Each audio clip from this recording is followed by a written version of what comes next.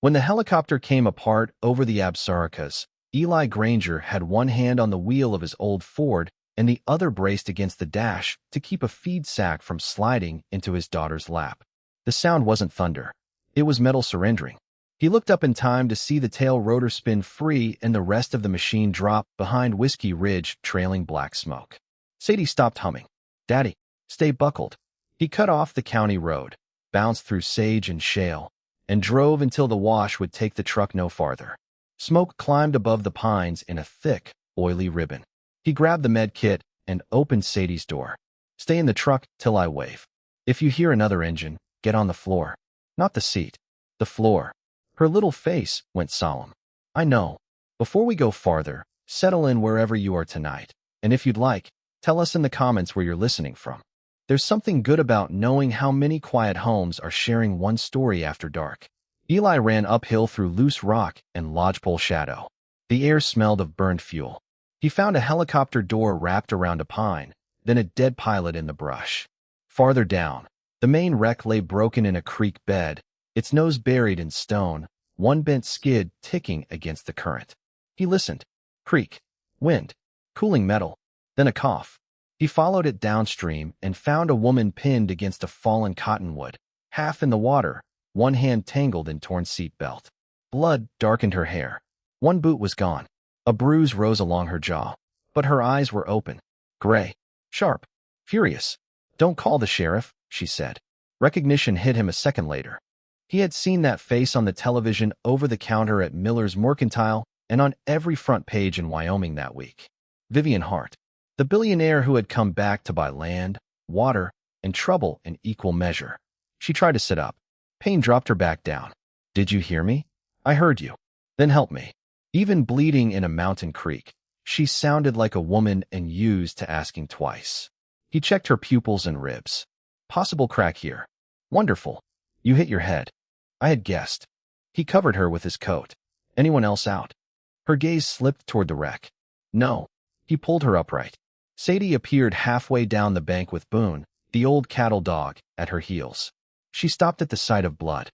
"Oh, this is my daughter," Eli said. "Sadie, get the blanket." While the girl ran, Vivian swayed. Eli steadied her. Her fingers were freezing, but her grip on his sleeve was hard. "There'll be search crews," he said. "State boys." "Sheriff." "No sheriff." Fear flashed under the words. "If Gideon Shaw sends Pike, we're dead by sundown." Sheriff Marlowe Pike had been Shaw's man for years. Everybody knew it. "You're saying this wasn't an accident?" Eli asked. "I'm saying the man who wanted me dead is the one they'll send to look sympathetic." That should have been enough for a sensible man to step away. Then Sadie came back with the blanket, and Vivian, teeth chattering, lip split, tried to thank her before the cold stole the word. That small effort slid under Eli's guard and stayed there. He got them down the ridge slowly. At the truck, he tucked Vivian into the back seat and drove not toward town, where sirens would come, but west into country he trusted. The Grangers had an old summer-line cabin above Coldwater Draw, hidden by pines.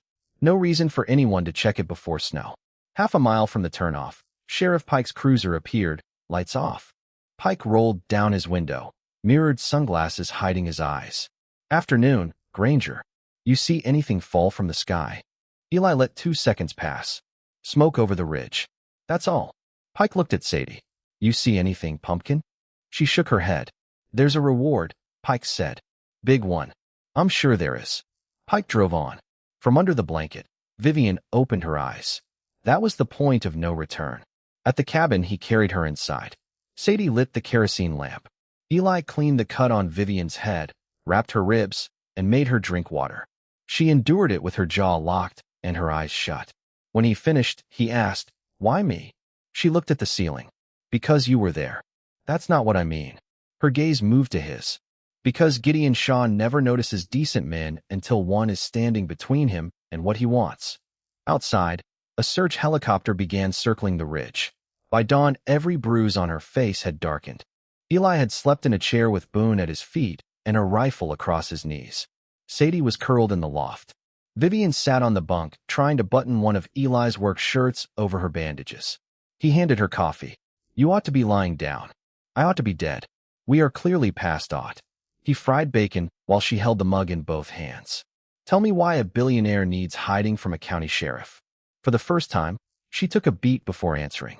My father leased trucks out of Casper, she said. When he died, he left me debts and 2 decent lessons. Never build anything on a smiling man's promise.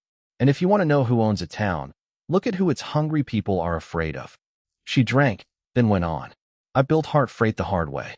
Frozen routes, night runs, jobs nobody wanted.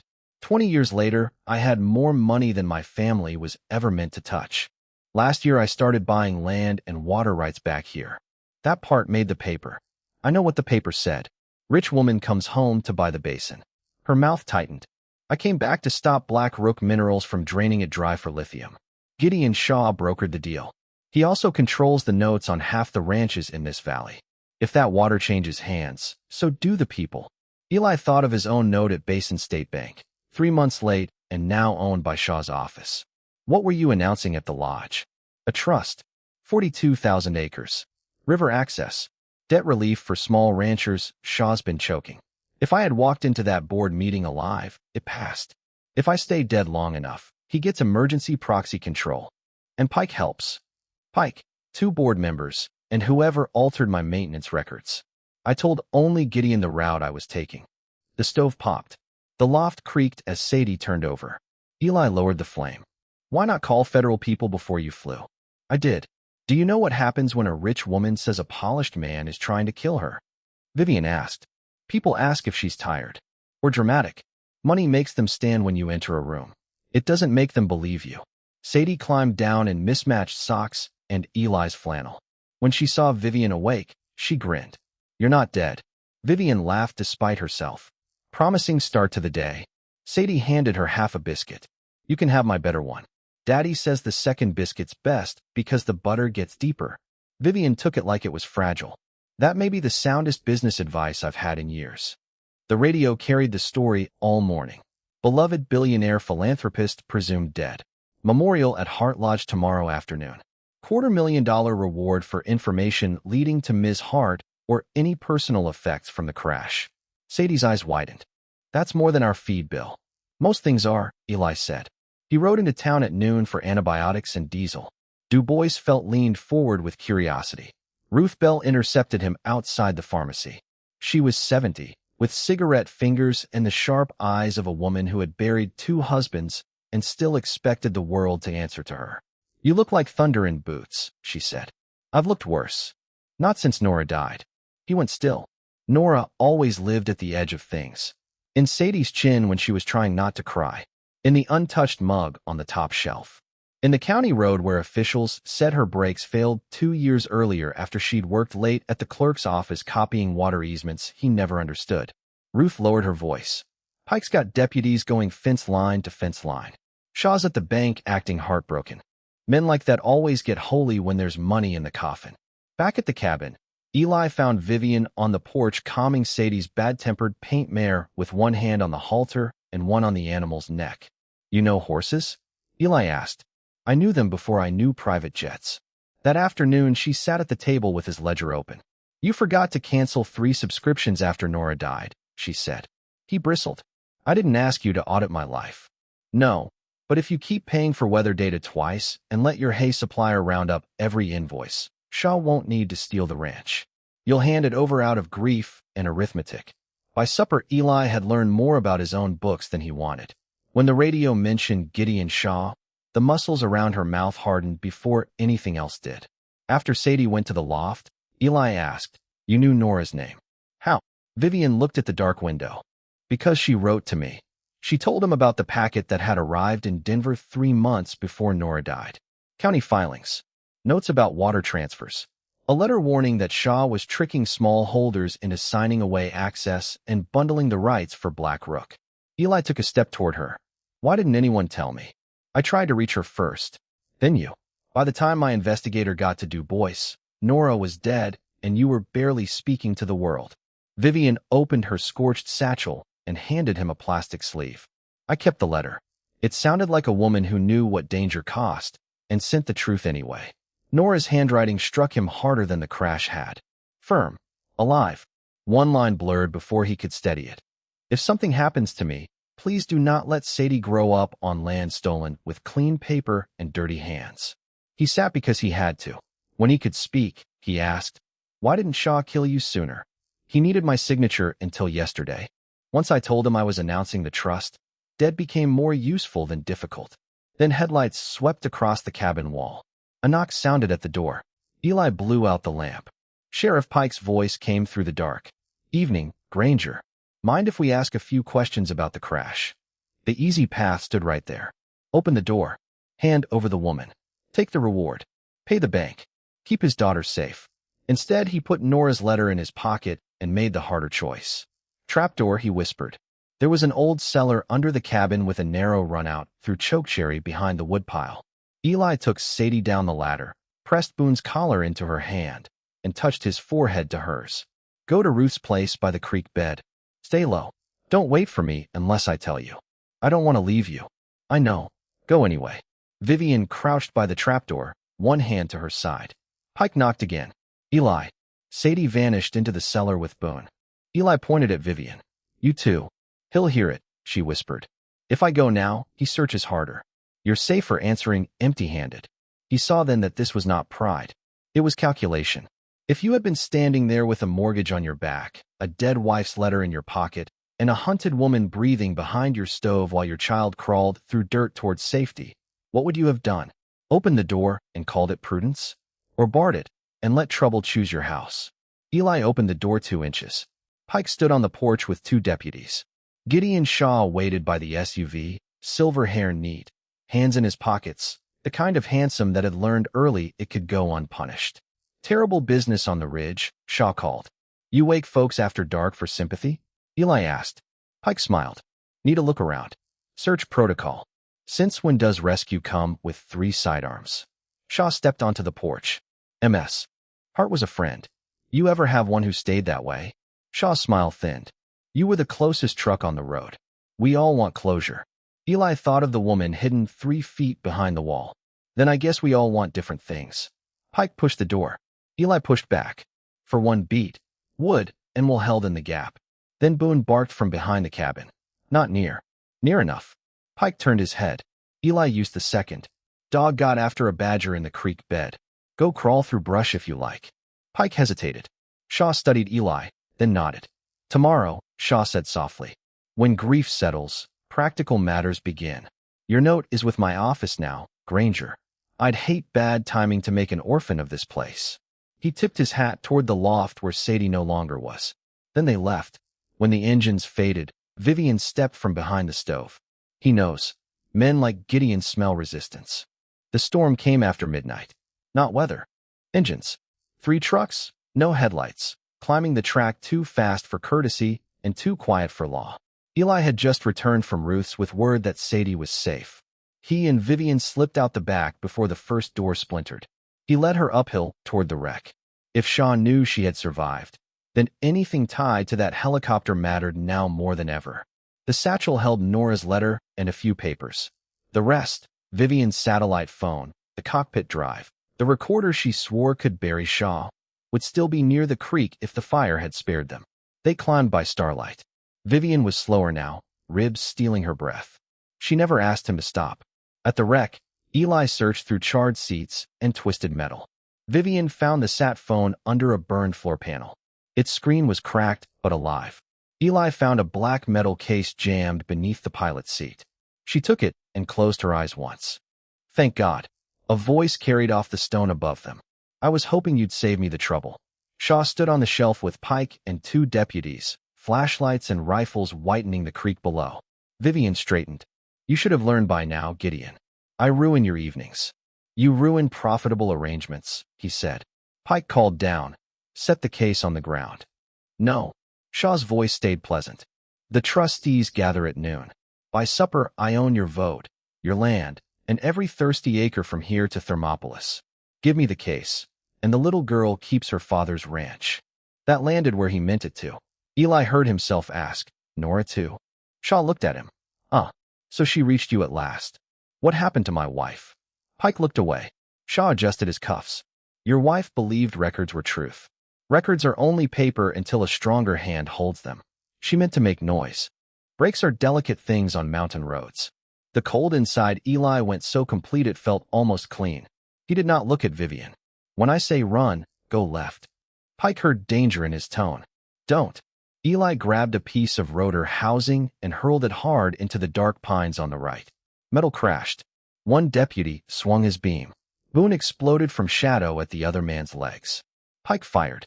The muzzle flash blinded everyone for half a second.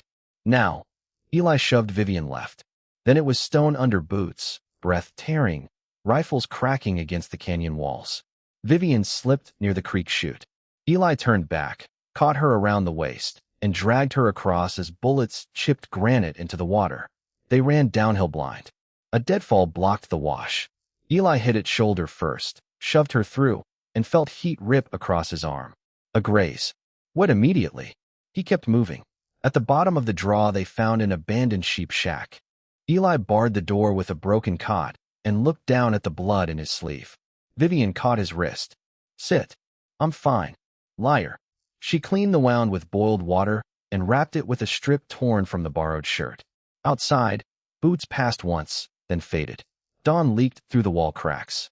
At last she opened the case. Inside lay a waterproof drive, a battered tablet, and a slim silver recorder. This is enough? Eli asked. This and the phone. Yesterday morning I confronted Gideon in the hangar after my chief pilot told me the maintenance logs had been altered. I recorded him. It isn't a church confession, but it's enough to open locked doors. I also set a dead man release with my attorney. If I didn't check in by noon today, the files went public. You can stop the sale? If I reach a signal and stand in front of my board alive, yes. He nodded, then asked the question that mattered more than the wound. Why come back yourself? Why not send lawyers? Because my mother scrubbed rooms at Hart Lodge when I was a girl, Vivian said. She used to say the worst thing a person can do is get rich enough to forget the taste of the water that raised them. Gideon doesn't see a river. He sees leverage. And every man I've trusted with anything larger than a dinner reservation has tried, eventually, to put a price on me. Silence sat with that. Eli took Nora's letter from his pocket. You kept this through a helicopter crash. It reminded me not every brave person gets a headline. He looked at Nora's handwriting until it stopped shaking in his vision. I spent 2 years thinking the cruelest part of losing her was the empty house. Turns out it was believing she died for nothing bigger than bad breaks and bad weather. I made myself small because small hurt less. Vivian's face softened. The loneliest thing in the world isn't an empty house, Eli. It's a full one where nobody sees what you're carrying.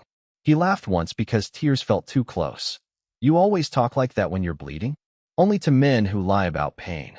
He looked at her properly then, at the bruise on her jaw and the stubborn way she held herself together with almost nothing left to spare. I'm afraid, she said quietly. He waited. If we get to that lodge and I fail, Gideon keeps the valley. If we don't get there, he keeps it anyway. And everyone in my life will keep saying they were sorry I died, while being relieved I can't complicate their arrangements anymore. You've got one person less in that list now, he said. That was the first true crack in her armor. He climbed on the cot, found one bar on the sat phone, and held it near a roof gap. Who am I sending? She gave him the number. He typed. Alive. Release files noon. State AG to Hart Lodge. Trust executes on my voice. Message sent. He climbed down too fast and nearly fell. Vivian caught him by the good arm. For 1 second they stayed that close, breath mixing in the dim shack, everything hard in both of them shifting by 1 careful inch. Then she opened her fist. In her palm lay the little wooden horse Sadie had carved. She gave me this when we left, Vivian said. Said it was for finding my way back. Eli touched it. She gives her lucky things only when she means it. Then I'd better earn it. She tucked the horse into his shirt pocket over Nora's letter. If this part is moving you tonight, then you are exactly who this story was meant for. A like and a subscribe is how we know to keep telling these ones. By late morning, Ruth had Sadie hidden in the church shed behind her place, Boone pacing like a sentry. When Eli and Vivian rode in on Ruth's old sorrel, Sadie ran so hard she nearly knocked them over. You came back, she said into Eli's coat. Always. Ruth looked once at Eli's bandaged arm, once at Vivian's face. Town's gone stupid. Half of Du Bois is up at the lodge eating grief pie on silver plates. Hart Lodge sat above the river on a rise of cottonwoods and old money. Shaw had arranged roses at the entrance, because men like him never missed a chance to decorate their own wickedness. Inside the great room, a blown-up photograph of Vivian smiled from an easel beside the hearth. Shaw stood below it in a black suit, telling the board and the town what a visionary she had been. Pike watched the doors with one hand near his holster. From the service hallway, Eli felt the old version of himself tugging backward. The quiet widower. The man who let officials own the truth because fighting them cost too much. The man who had settled for surviving. Then he touched Nora's letter in one pocket and the little horse in the other. Survival was what men did before they remembered what mattered. He looked at Vivian and nodded. She stepped into the doorway in Eli's denim jacket, bruised, pale, and unmistakably alive. The room forgot how to breathe. A teacup shattered on the stone floor. Gideon Shaw turned. For the first time since Eli had seen him, his face emptied out completely. Vivian's voice carried clean and cold. That seems excessive, Gideon. I missed one luncheon, not the resurrection. Murmurs rolled through the room. Pike took one step forward, then stopped when half the crowd moved away from him instead of with him. Shaw recovered fast. Vivian, dear God, we feared the worst. You arranged the worst. Phones came out. Shaw spread his hands. You are injured. Frightened. Whoever this man is has filled your head with stories. Eli walked in beside her. My name's on the county tax rolls, same as yours. Pike straightened. Step away from Miss Hart. No, Vivian said. You step away from the woman you tried to bury. She put the recorder on the bar and pressed play. Static. Rotor noise. Then Shaw's own voice. You should have stayed in Denver, Vivian. By the time they drag this basin through court, Black Rook will already be drilling, and these ranchers will be leasing their souls for hauling contracts. Her recorded voice answered. If I die on that mountain, the trust executes anyway. His laugh came next. Then I suppose you'd better hope the fire takes everything. The room went still in a different way. Not surprised now. Recognition. Vivian lifted the sat phone. My attorney released the full file 11 minutes ago. Maintenance tampering. Bribery ledgers. Pike's deposits. County transfers Nora Granger flagged before she died. The state attorney general's office is on the way. Pike moved first. Not toward her. Toward the back hall. Eli saw it before anyone else. Quiet men notice exits. He went after the sheriff without a word. They hit the service corridor hard. Pike swung with the butt of his pistol. Eli took it on the sore arm, saw white for a second, then drove his shoulder into Pike's chest. They smashed through the pantry door into shelves of canned peaches and flour sacks. Pike was bigger.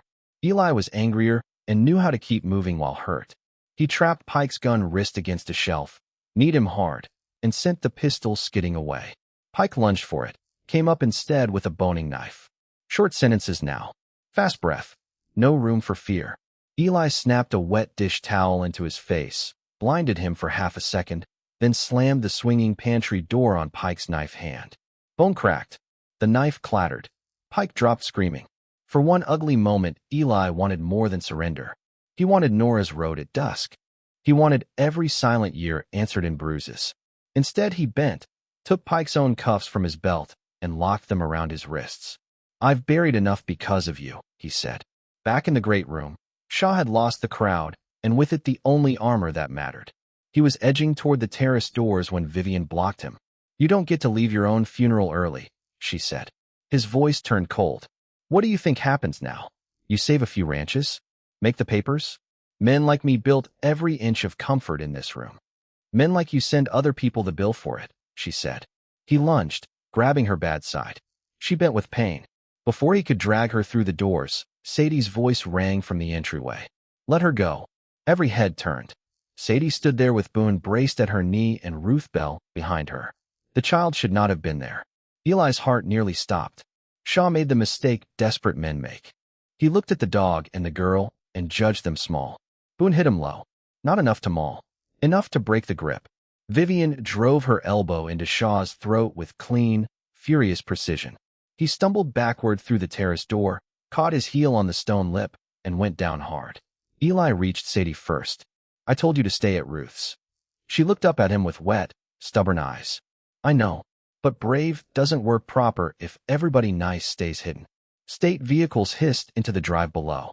Shaw tried once more to rise and failed. Vivian stepped onto the porch and looked down at him. Not triumphant.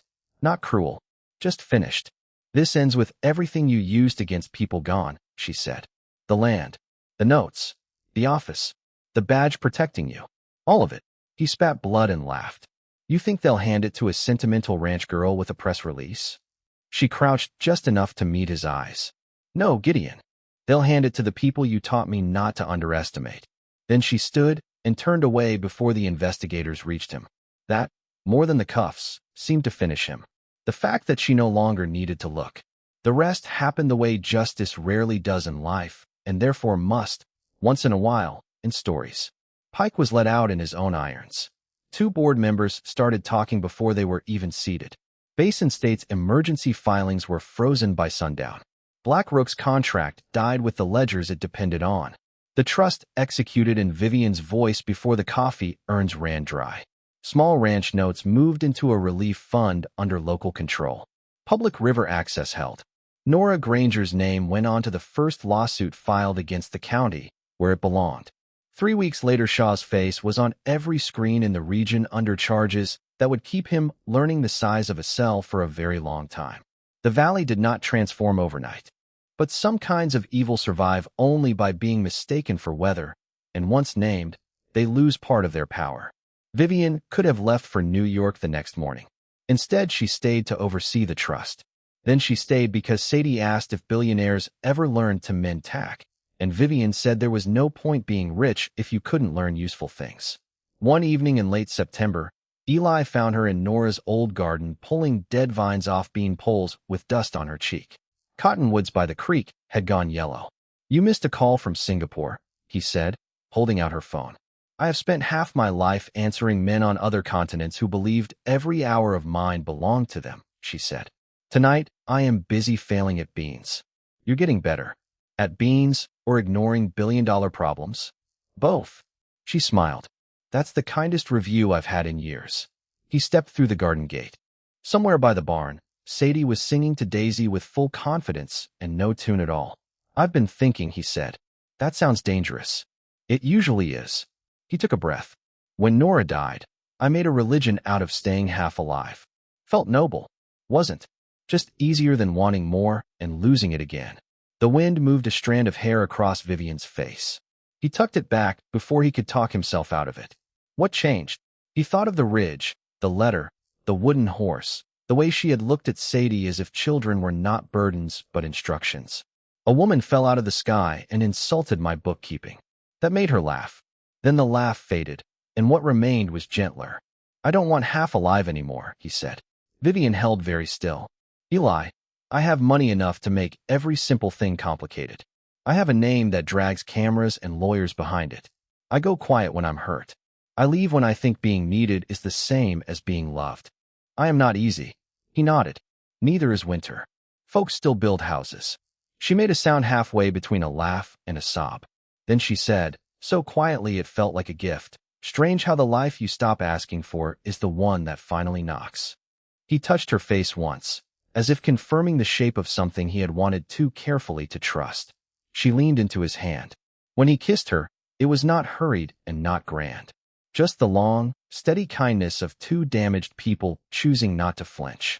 By spring, Heartland and Water had opened a small office in Du Bois with public books and local staff. Vivian moved her operations manager west and taught him, to his ongoing dismay, that a board meeting could be run from a ranch kitchen if the coffee was strong enough and nobody lied. Eli refinanced honestly, paid off the last of Shaw's poison note through the same relief terms everybody else got, and took horse training clients again. On the first Saturday in May, the valley gathered at the restored footbridge over Coldwater Creek for the dedication of the Nora Granger Water Preserve. Ruth wore a hat shaped like defiance. Sadie made half the town sign her cast after another reckless fall from the hayloft. Vivian spoke briefly, because she had learned plain truth went farther than polished language. Nora told the truth when it was costly, she said. This valley is still standing because ordinary people kept doing that after she was gone. May we be the kind of community that makes courage less lonely. Years later, when strangers passed through and asked why Coldwater Creek still ran clear while other places had gone dry, Sadie, older then, taller, still stubborn, liked to say it was because too many good women had fought over that water to let bad men poison it. And on summer evenings, when the porch lamps glowed and the horses shifted easy in the pasture, Eli would look toward the kitchen window, where Vivian stood laughing with flour on her hands, and understand that healing had less to do with forgetting the dead than learning how to keep faith with the living. Funny thing about a heart everybody assumes is buried. Given time, truth, and the right pair of hands, it can come back beating stronger than before. Beyond the porch, the last light settled over Coldwater Creek like a strip of burnished gold, and the whole valley looked, at last, like something that had been fought for and allowed to stay. Next time, we'll tell the story of a deaf seamstress sent to a remote cattle ranch because her family was ashamed of her, and the scarred rancher who realized she could hear the lie in a man's eyes long before anyone else did.